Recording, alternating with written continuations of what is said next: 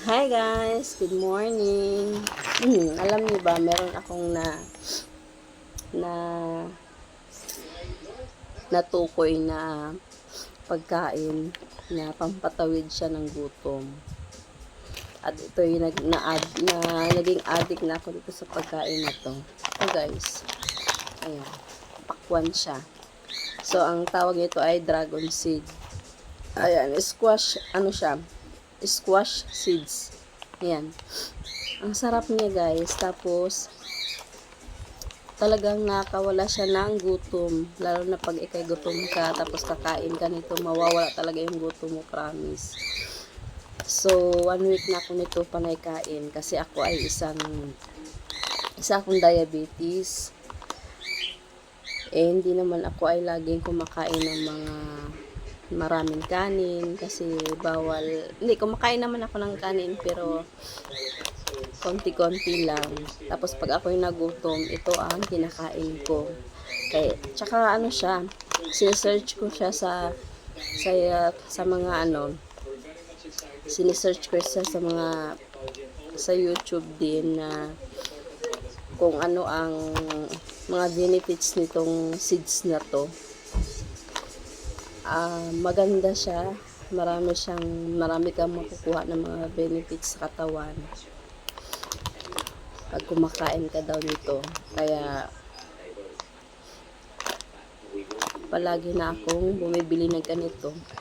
Tapos naubusan ako kagabi. Ayan. Ang daming binili ko, 4 piraso. So, ito. Ayan.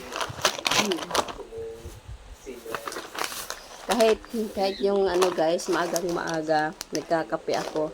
Ito agad ang kinakain ko. Ayan.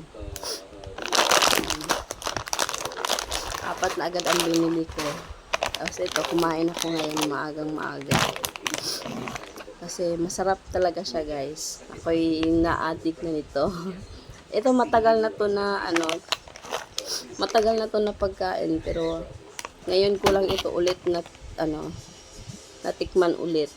Siguro bata pa ako noon, nakakain ako nito. Tapos ngayon, nung na-try ko, masarap pala siya. Tsaka maganda din siya sa mga lalo na pag may diabetes, okay siya. Hindi siya nakakataas ng sugar kasi hindi maalat. Normal lang yung niya. Maalat lang yung niya, yung dito sa labas niya, pero yung seeds niya talaga wala. Maganda siya kainin.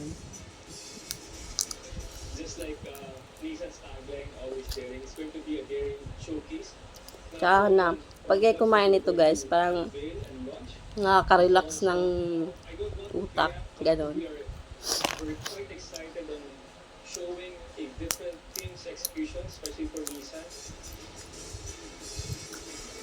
Sarap talaga.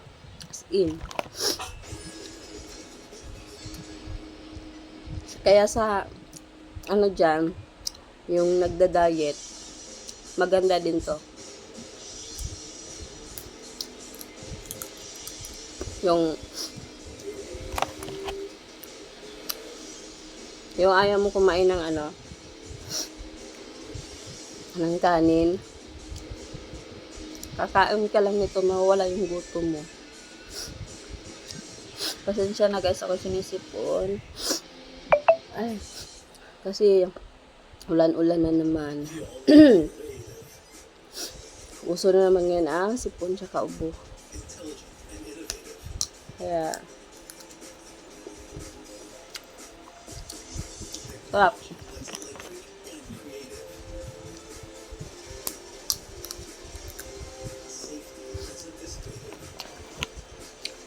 Talagang addict na addict ako kumakain ito guys.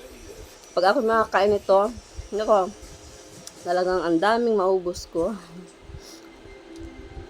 Nakaka-addict siya.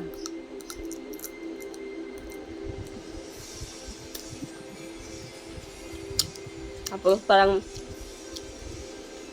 nare-relax yung utak mo pag nakain ka nito, lalo na pag ikaw lang mag-isa.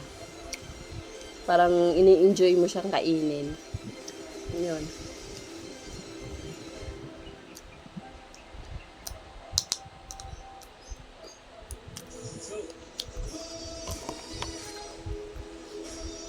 So, yun lang.